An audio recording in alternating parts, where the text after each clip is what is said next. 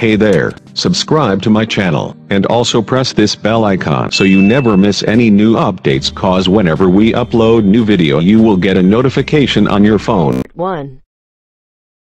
Part 1. You will hear a man called Ken talking on the phone to a friend called Liz about holiday accommodation. First, you have some time to look at questions 1 to 6.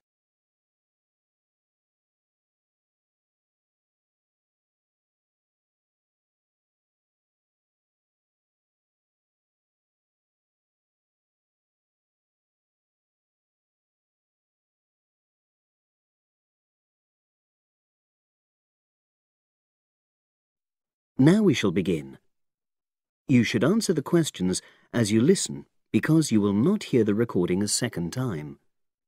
Listen carefully and answer questions 1 to 6.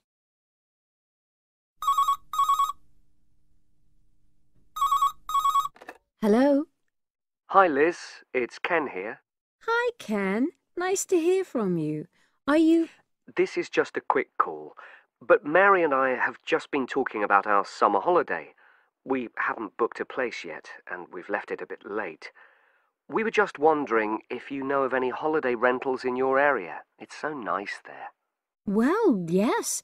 I can think of 2 or 3 places that are very nice. What dates have you got in mind? The 10th of July to the 22nd of July. Oh, yes. That is quite soon, isn't it? Well, there's a place near here called Moonfleet. Is that MOONFLEET? That's right. It's quite a rural location, and it's next to the owner's house, but it's got fields all around it, so it's very pretty. Sounds okay. Can you tell me a bit more about it? Well, it's an annex to the owner's house, and it's an apartment with 2 bedrooms and an open-plan living area. Well, I like the sound of it. Is there anything we might not like about it? Well, it's quite a distance from the nearest shops, that's all. Okay. And... well, I'll tell Mary, but I don't think she'd mind that. Do you know how you book it? You have to book on the internet. There's a web address. It's www.summerhouses. One word? Yes, then .com. You'll be able to look at a photograph on that. Okay. And what about the others? Where are they? The second one I'm thinking of is called Kingfisher, and that's even more rural. It's a really beautiful location, in fact. It's by the river, and it's got nice views. It overlooks woodland on the other side. Is that an apartment? No, it's a 3-bedroomed house, and that's got a dining room as well as a separate living room and a kitchen. But I expect it's more expensive. You'll have to check the prices. It's probably a bit bigger than we need, but our nephew might be joining us. We're not sure yet. How do you book Kingfisher? You have to phone the owner directly. Shall I give you the number? I've got it here in my phone book. It's 01752 669 218. Right. Before you hear the rest of the conversation, you have some time to look at questions 7 to 10.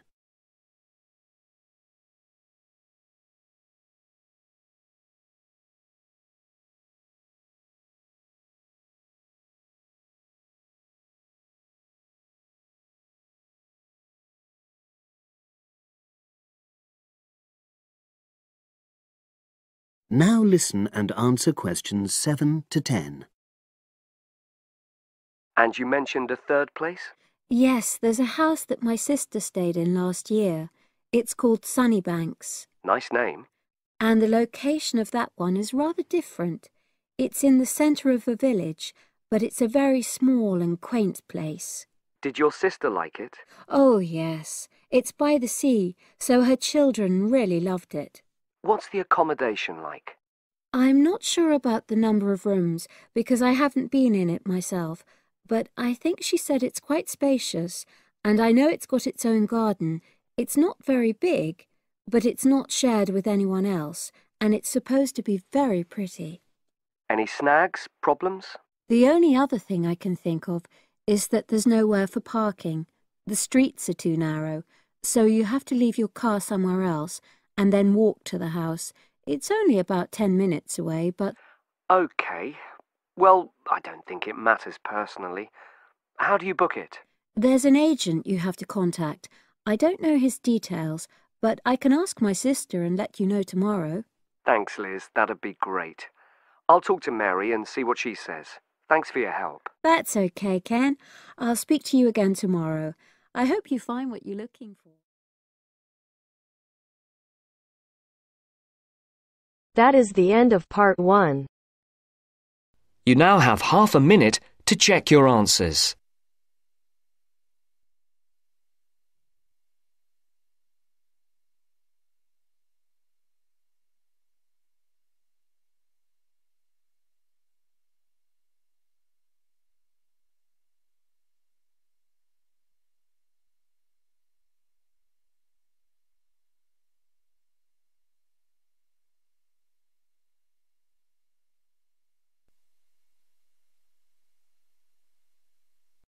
Now turns to part 2. Part 2. You will hear an introductory speech to students at a summer school. You have 30 seconds to look at questions 11 to 14.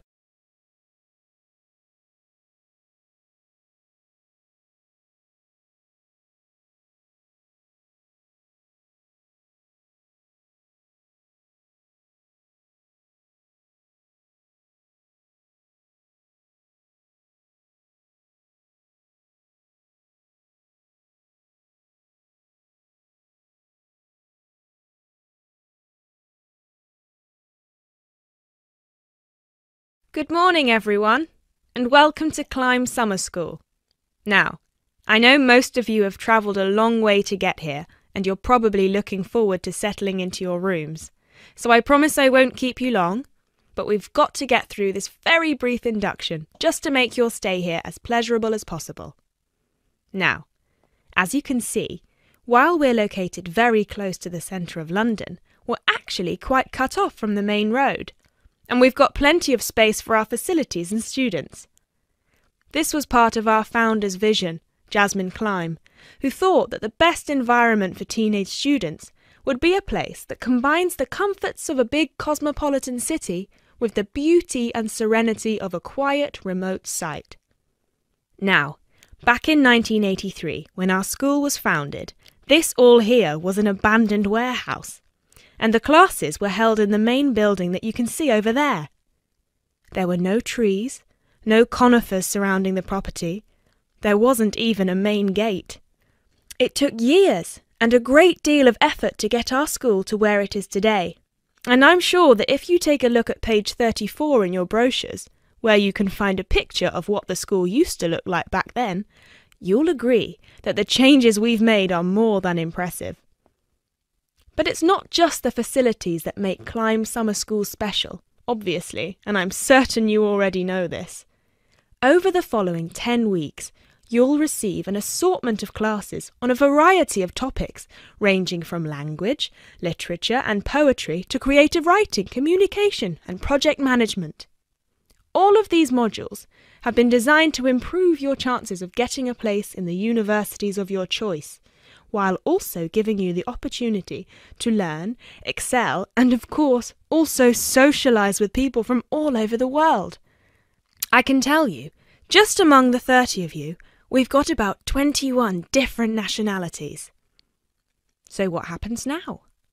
First of all, I'll be handing out a map of the premises for you to have a look at, and explaining where everything is. Once we're done here, you'll all be taken to your rooms where you can unpack and relax for a couple of hours. And later on, we'll be having our first activity of the day, a mix and match lunch in the main hall, where you'll have the chance to meet your new classmates. Later on in the afternoon, we'll be handing out your first project assignments and splitting you into teams. And tonight we'll be having our very first film night, starting with an early 20th century special.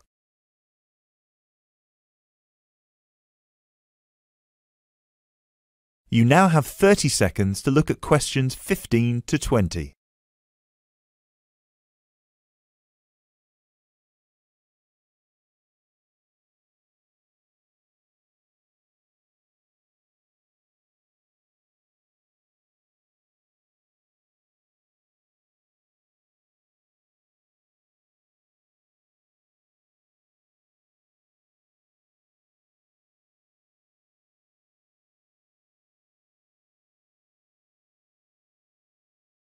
So, let's get on with the map.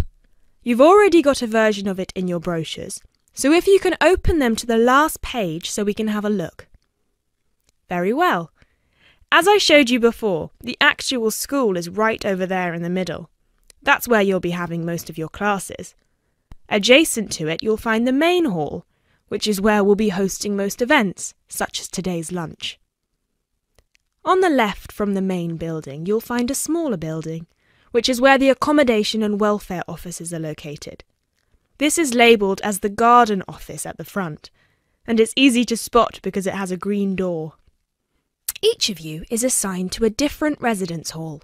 We've got 3 residence halls in total, 1 on the left and 2 on the right. The one right next to the garden office is Ursula Hall, named after our founder's sister, while the other 2 are Peter Hall and William Hall. Now, as you can see, there are 3 more buildings to the left of the semicircle here, and 1 more building on the right-hand side, next to William Hall. So that one, which is shaped a bit like a dome, is the pavilion. This is where all your letters will be delivered, and in the basement floor you'll also find a laundrette. Please make sure you've got plenty of £1 coins, as you'll need one for the washing machine and another for the dryer. And that row of buildings on the left, the one closest to us here at the gate, is the canteen, where you'll be able to buy snacks as well as breakfast, lunch and dinner, on days when we don't have an event with food provided. The next one is the gym, which is open from 7 AM to 8 PM from Monday to Friday, and until 10 PM at the weekend. And the last building, right over there, is the study centre, where you'll find plenty of computers and books, as well as a great selection of DVDs and magazines that you can borrow with only a small refundable deposit of £5. Now, please remember to keep your student card with you at all times, as you'll need it to access most of these facilities. That is the end of part 2. You now have half a minute to check your answers.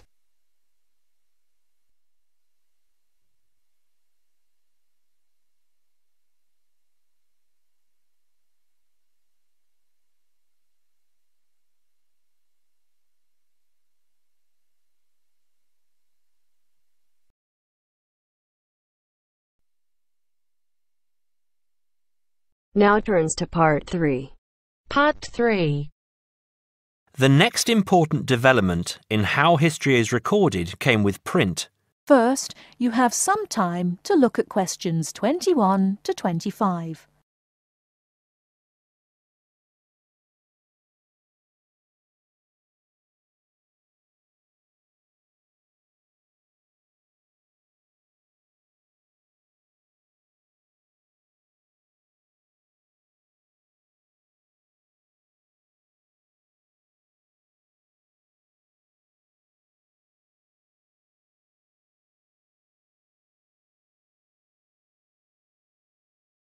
Now listen carefully and answer questions 21 to 25.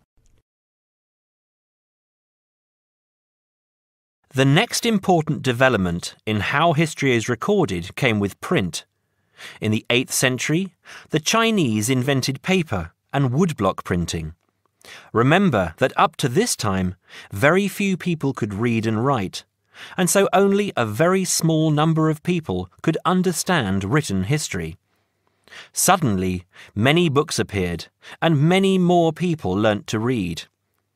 In the 14th century, the first printing press was invented in Germany.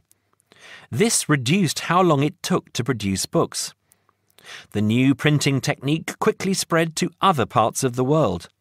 More books appeared, and even more people learnt to read. The first printed newspaper appeared in 1605, and the first daily newspaper in 1702. Now, people could read news stories soon after the event happened, and every event was recorded and stored. The problem with newspaper history is that newspaper reporters could tell the stories they wanted to tell, and not necessarily the truth. Photography was the next important development. We generally agree that photography was born in 1839. Some of the earliest photographs that the public saw were images of the American Civil War. Before you hear the rest of the talk, you have some time to look at questions 26 to 30.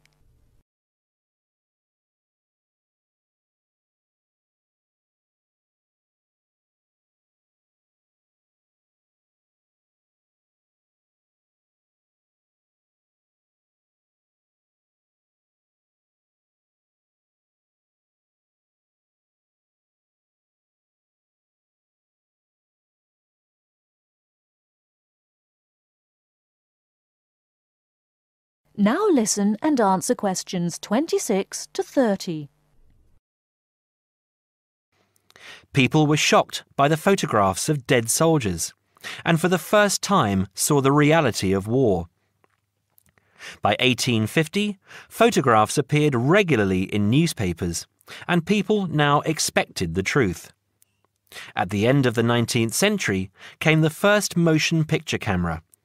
Soon, history was being recorded as moving images. In the 1930s, television brought moving images into people's homes. More and more people saw history as it happened, and more history was recorded. Today, of course, we expect that every event in the world is recorded. Satellite TV and the Internet allow people to watch any event, anywhere in the world, as it happens. It doesn't matter if the TV cameras are not there. People carry around mobile phones and can record any incident and then share it online. Families have their own video cameras and record their own history. Children now grow up watching their parents and grandparents on film. I'm sure you'll agree that the transition from storytelling to what we have today has been dramatic, and I hope that... That is the end of part 3. You now have half a minute to check your answers.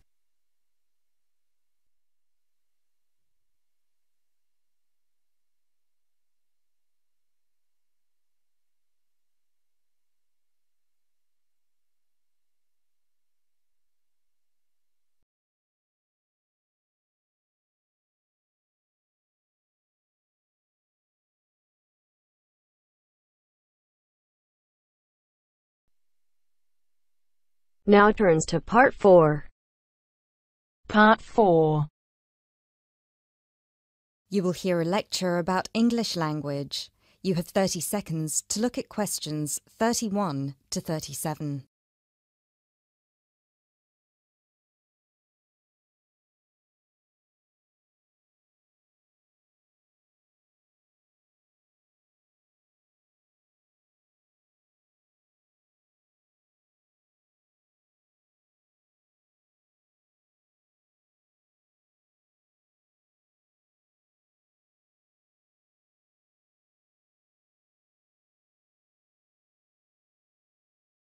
Those of you who were here last week will remember that we talked about the journey of the English language from its early Indo-European origins through to Old English, Middle English, and then to early and late modern English before it reached the form that it has today.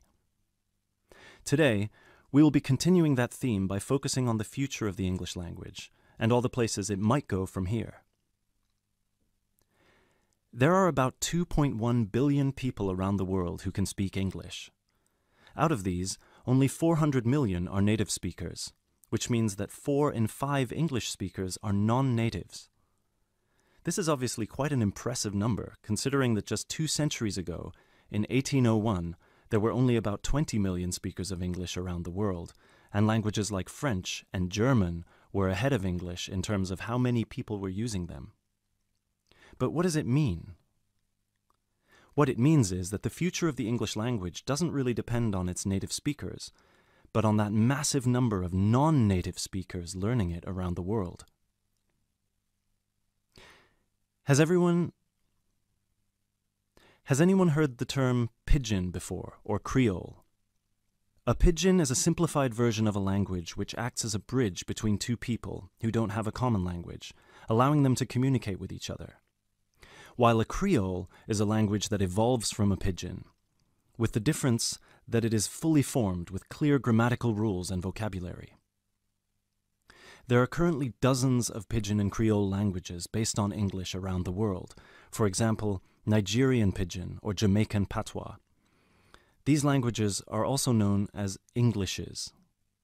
What's interesting about these Englishes is how different they sound to, for lack of a better term, proper English. Take the word trousers, for instance. In Sheng, which is a Kenyan Creole language, they're called longi because they're long. But even versions of English that are recognized as official variations or dialects still differ greatly from each other. Americans and Jamaicans would call the back of a car where you store your luggage the trunk. Britons, Australians, Canadians, and other Commonwealth countries would call it the boot. A subway in the UK is a tunnel under a road that allows pedestrians to cross safely. In the US, it's an underground train. You might think of these differences as minute, but when you take into account the dozens of different versions of English out there, a very intriguing parallel arises with another language from the past: Latin. Latin, too, used to be a lingua franca. Nowadays, it's all but dead, spoken only by a few clerics and scholars. At some point in history, it splintered into various different languages which became known as Romance languages. For example, Spanish, Italian, or French. There are some that theorize that the same thing might happen to English in the near or distant future, that all these Englishes we have today in different countries will continue to develop, so Pidgins will turn into Creole languages, and Creole languages will turn into just languages, and English itself, as we know it today, will disappear, or become less and less important. It's an interesting theory, if nothing else. You now have 30 seconds to look at questions 38 to 40.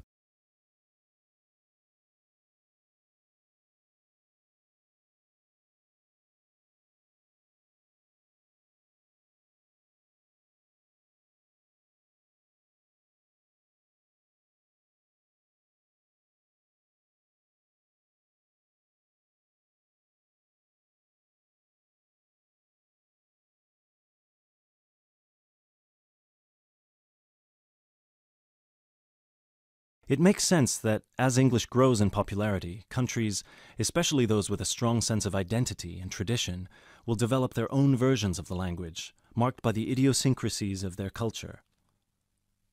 Just think of the contribution of dialects such as Jamaican or South African English. In the past 50 years alone, they've added about 25,000 words to the English language.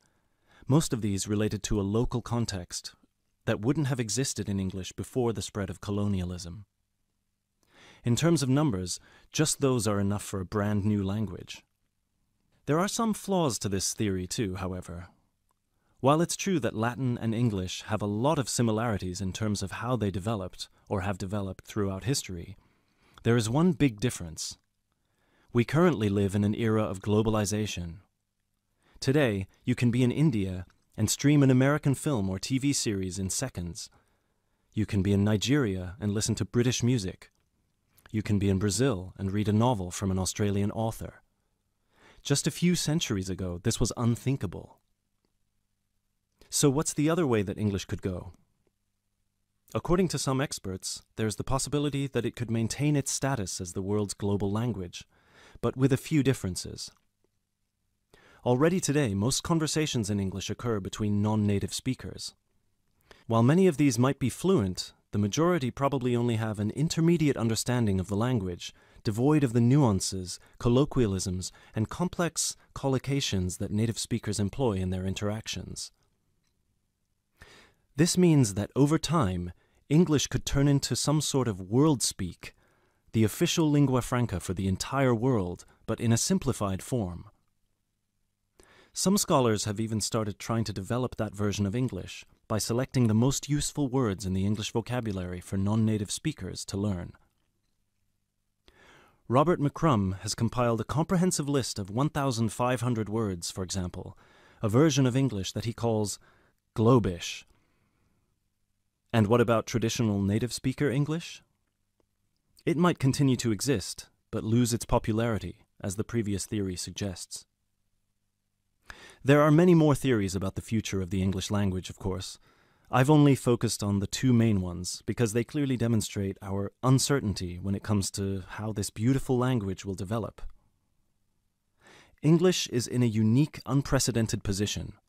No other language has achieved the same levels of popularity in human history, especially in terms of non-native speakers. So, as this is clearly uncharted territory, only time will be able to tell us what will happen. That is the end of part 4.